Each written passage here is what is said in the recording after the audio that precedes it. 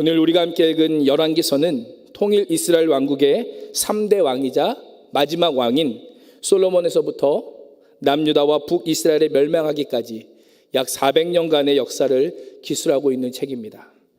또한 열왕기하는 북이스라엘과 남유다의 멸망을 그리고 있습니다.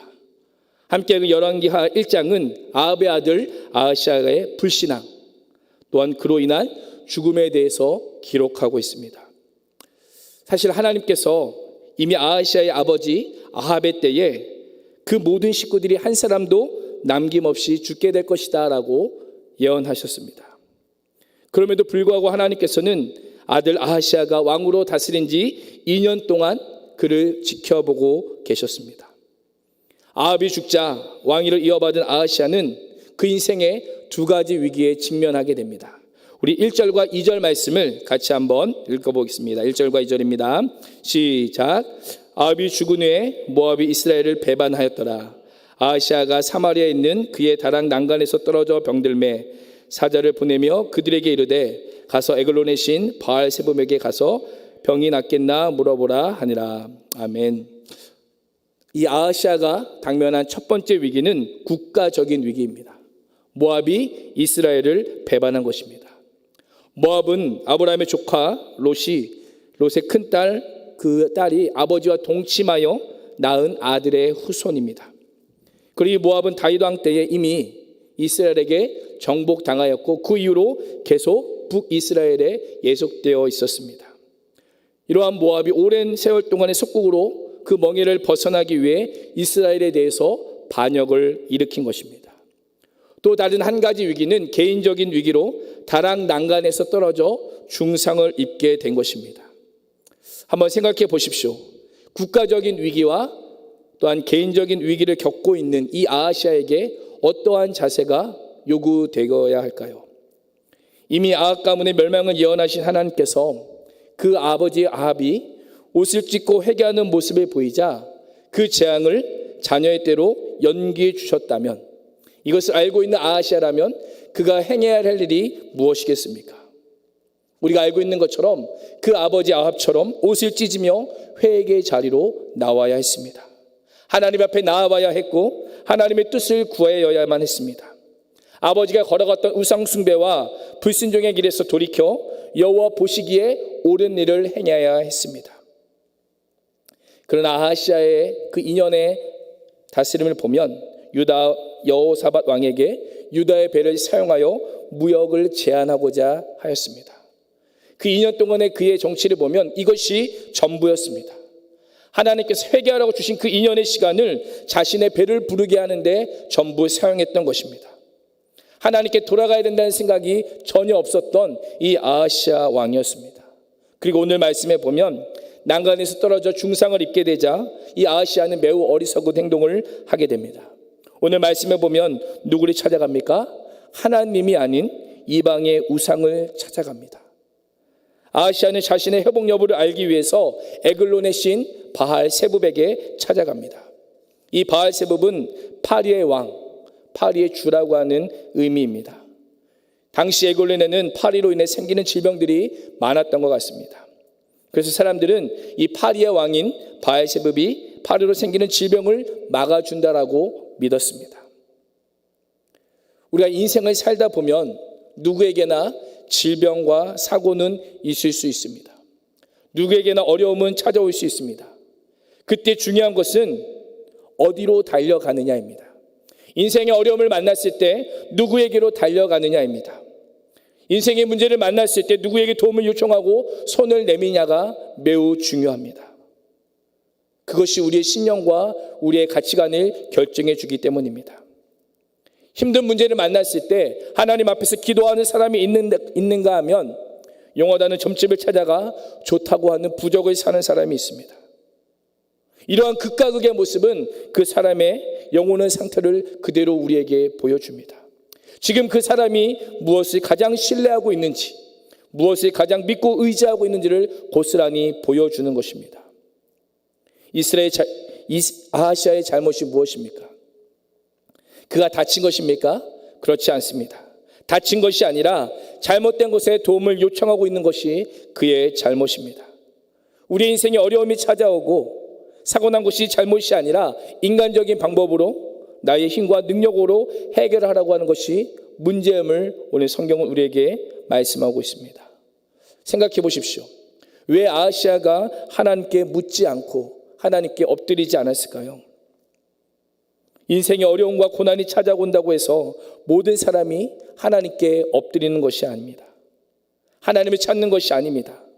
하나님께 엎드리는 것도, 하나님을 찾는 것도 하나님의 은혜가 필요합니다. 하나님께서 은혜를 주셔야만 하나님께 목 놓아 기도하고 부르짖을 수 있는 것입니다. 오늘 아하시아의 모습을 자세히 보십시오. 이 아하시아가 바알세불에게 자신의 사자들을 보내면서 무엇이라고 물어봅니까? 이 병이 낫겠나 물어보라고 명령합니다. 병을 낫게 하기 위해서가 아니라 이 병이 나을 것인지 묻기 위해 자신의 사자들을 보내고 있는 것입니다. 여기서 물어보다라고 하는 표현은요, 특별히 성경에서 하나님의 특별한 답변을 얻기 위해서 하나님께 묻거나 구할 때에 사용되었던 단어입니다. 하나님의 언약 백성 이스라엘에게는 하나님께 묻는 것이 그들의 특권이자 그들의 의무였습니다. 그들의 특권과 의무를 지금 아하시아가 누구에게 사용하고 있습니까? 하나님이 아닌 이방 우상에게 사용하고 있습니다. 바알세불에게 하나님의 백성으로서, 하나님의 언약 백성으로서 도무지 해서는 안 될 그 행동을 하고 있는 것입니다. 우상에게 묻는다는 것이 어떤 의미입니까? 하나님을 인정하지 않는다는 의미입니다. 우상에게서 답을 찾고 우상을 경배한다는 의미입니다.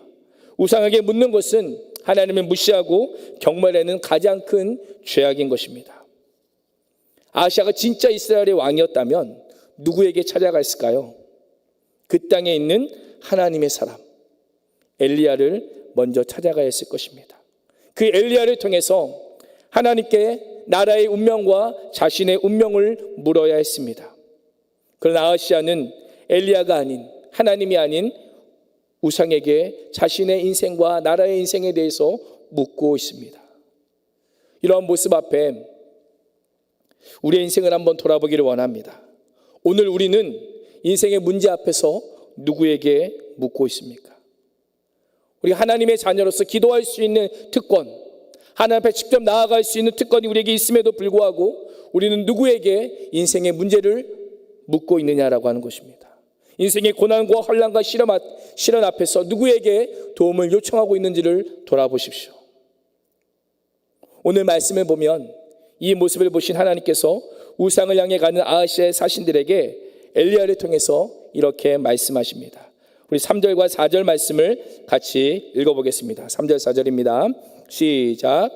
여호와의 사자가 디셉 사람 엘리야에게 이르되 너는 일어나 올라가서 사마리아 왕의 사자를 만나 그에게 이르기를 이스라엘에 하나님이 없어서 너희가 엘굴론의 신 바알세불에게 물으러 가느냐. 그러므로 여호와의 말씀이 내가 올라간 침상에서 내려오지 못할지라 내가 반드시 죽으리라 하셨다 하라. 엘리야가 이에 가니라. 아멘. 엘리야 선지자는 아하시아 왕의 사자에게 이렇게 물어봅니다. 너희는 이스라엘에 하나님이 정말로 없어서 바알세불에게 물으러 가느냐. 하나님께서 이스라엘 가운데 계심에도 불구하고 마땅히 하나님을 찾지 않고 어찌하여 말도 못하고 아무것도 할 수 없는 우상에게 가느냐라고 책망하고 있습니다. 아하시아가 인생의 최대 위기에 선 것은 이방신을 찾는 것입니다. 고작 한다는 것이 이방신에게 자신의 병세를 묻는 것입니다. 한번 생각해 보십시오. 우리의 자녀에게 문제가 생겼을 때 자녀가 부모를 놔두고 다른 사람에게 가서 도움을 요청한다면 부모로서 그 마음이 어떠하겠습니까? 우리의 자녀를 가장 잘 아는 사람이 부모인데 자녀가 부모가 아닌 다른 사람에게 내 인생을 책임져 달라고 그렇게 부탁을 한다면 부모의 심정이 어떠하겠느냐라고 하는 것입니다. 생명의 주인이신 하나님께서 이러한 태도를 보이는 아하시아의 생명을 거두기로 결정하십니다. 이 아하시아의 죽음은 결코 우연한 사고로 인한 것이 아니라 그가 하나님을 버리고 우상을 숭배했기 때문에 하나님께서 내가 반드시 죽으리라라고 말씀하신 것입니다. 사자들로부터 자신의 죽음을 예언한 엘리야가 또한 아버지 아합의 죽음을 예언했던 그 엘리야라고 하는 것을 이 아하시아가 안다면 그는 마땅히 하나님 앞에 돌아와야 했습니다. 아버지의 멸망과 함께 우리 가문의 멸망, 또한 자신의 멸망을 예언했다면 전심으로 회개하며 하나님 앞에 돌아와야 했습니다. 불순종과 우상 숭배죄를 회개하며 하나님 앞에 엎드려야만 했습니다. 그러나 아하시아는 자신에게 주어진 마지막 기회를 놓치고 말았습니다. 오늘 말씀을 보면 회개하기는커녕 무정한 군인 50명을 엘리야에게 보냅니다. 이 엘리야를 찾아간 군대는 산꼭대기에 있는 엘리야에게 이렇게 외치기 시작합니다. 우리 9절 말씀 같이 한번 읽어보겠습니다. 9절입니다. 시작. 이에 50부장과 그의 군사 50명을 엘리야에게로 보내매 그가 엘리야에게로 올라가 본즉 산꼭대기에 앉아 있는지라. 그가 엘리야에게 이르되 하나님의 사람이여 왕의 말씀이 내려오라 하셨나이다. 아멘. 9절 말씀을 보면 뭔가 좀 이상합니다. 그 군인들이 엘리야를 무엇이라 부릅니까? 하나님의 사람이여 라고 부른 후에 왕의 말씀이 내려오라는 것입니다 라고 그렇게 전하고 있습니다. 지금 하나님과 왕 사이에 누구를 더 높이고 있습니까? 왕을 높이고 있습니다. 정말 엘리야를 하나님의 사람으로 믿는다면 군인들이 아니라 누가 와야 됩니까? 왕이 직접 와야 했습니다. 왕이 직접 오지 않았다면, 만약에 군인들이 왔다면 산꼭대기에 올라와서 하나님의 사람을 깍듯하게 예우했어야 합니다. 그러나 이 군인들은 하나님의 권위에 도전하였고 그 결과 하늘에서 내린 불에 의해 모두 죽고 말았습니다. 자신이 보낸 군인들이 하나님께서 내린 재앙으로 인해서 죽임당한 것을 알았던 아하시아는 다시 한번 회개의 기회가 있었습니다.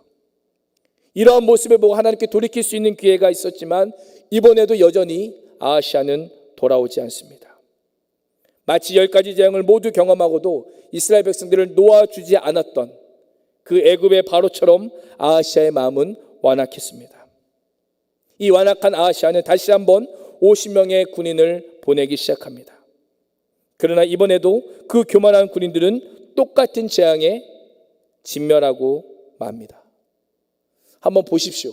하나님께서 바알세봄에게 나아가는 그런 사자들의 걸음을 막으시고 또한 두 번의 불장을 통해서 아하시아가 완전히 마음을 돌이키기 원하셨지만 그 돌이키지 않는 모습을 보고 여전히 하나님의 긍휼과 자비를 배신한 채 하나님의 사람인 엘리야를 체포하는 것이 아하시아의 관심이었습니다.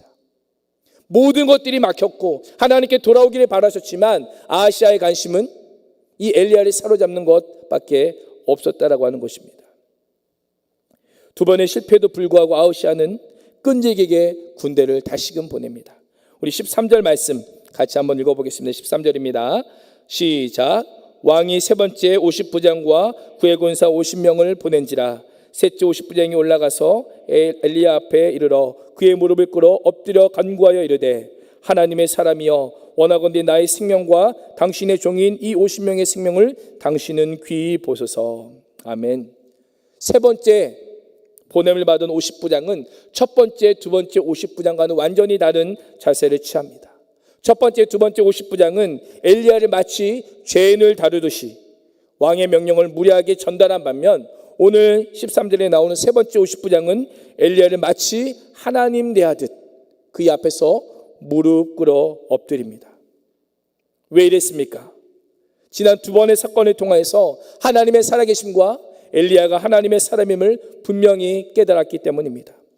50부장은 자신의 생명이 왕이 아니라 하나님께 있음을 믿었기에 자신의 생명과 부의 생명을 위해 기꺼이 무릎을 꿇었던 것입니다.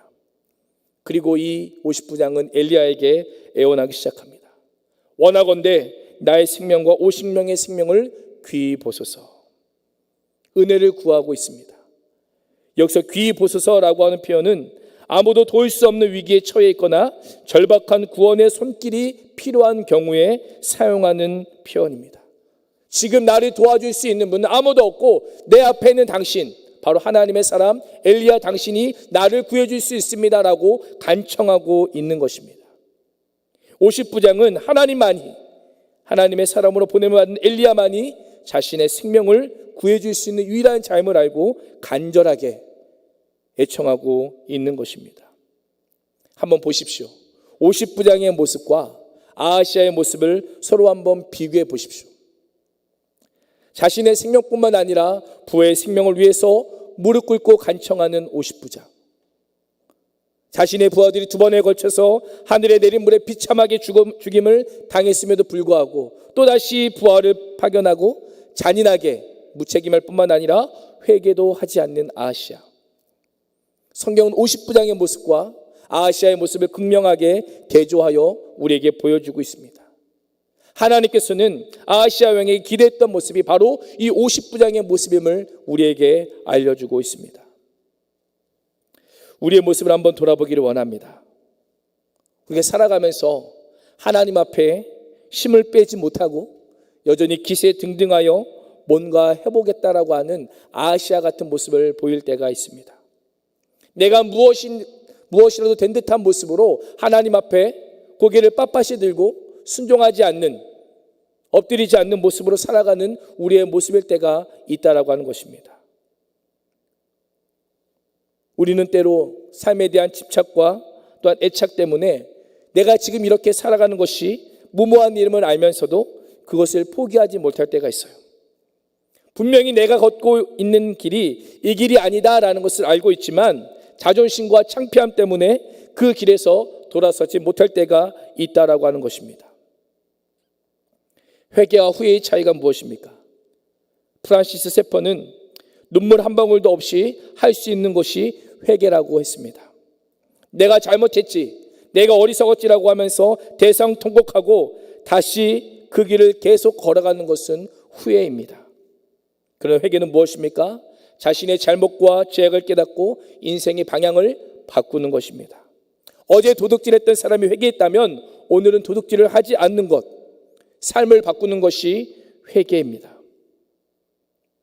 아하시아는 자신의 죽음에 대한 메시지를 그 전한 분이 하나님임을 알았습니다. 부하들의 죽음을 통해서 하나님의 살아계심을 두 눈으로 똑똑히 보았음에도 불구하고 그는 회개하지 않고 하나님께 돌아오지도 않았습니다. 혹시 우리의 모습이 이러하지 않습니까? 하나님이 어떠한 분이신지도 알면서도 하나님을 향해 돌아서지 않고 내가 가고 싶은 그 길을 가고 있진 않은지 돌아보기를 원합니다. 여전히 하나님이 아니라 우상에게 가서 묻고 있진 않은지 돌아보기를 원합니다. 주님은 우리가 힘을 빼고 주님께로 향하기를 원하십니다. 완고한 아하시아가 아니라 무릎 꿇고 간절히 기도하는 50부장이 되기를 원하신다라고 하는 것입니다.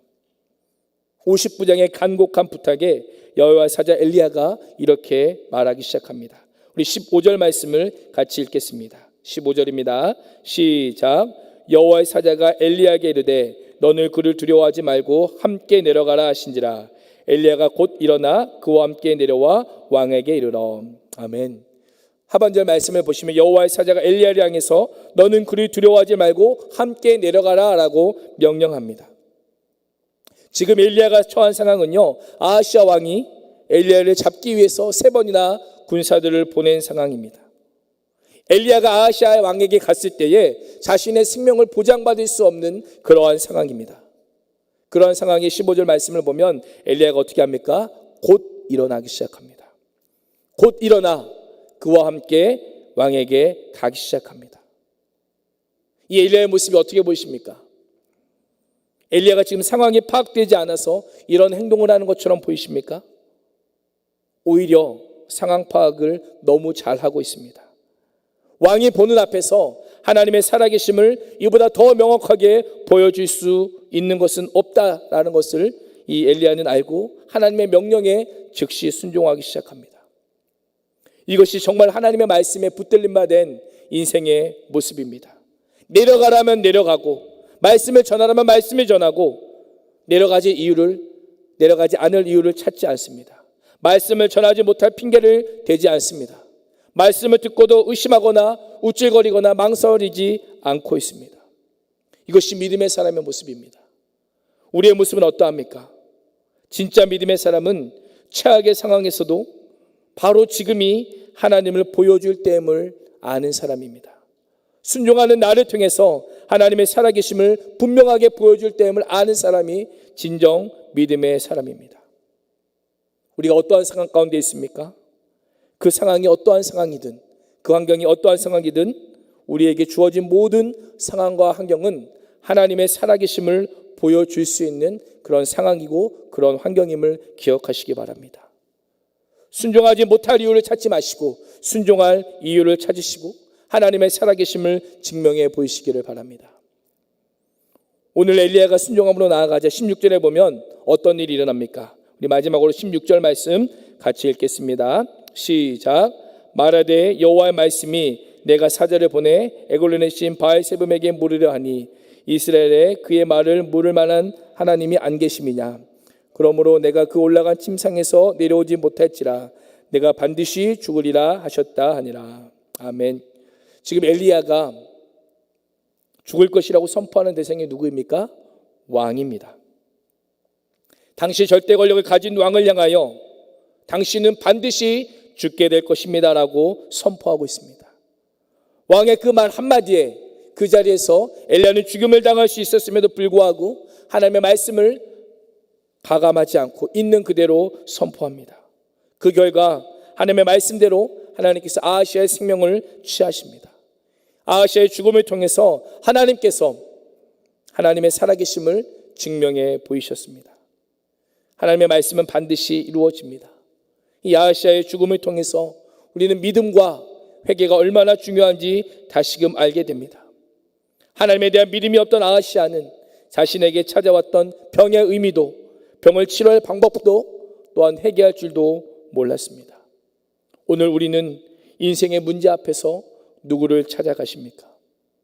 답이 없는 세상의 우상을 찾아가십니까? 아니면 지금도 온 세계 역사를 다스리고 계시는 그 하나님을 찾아가십니까? 주님은 오늘도 우리를 기다리고 계십니다.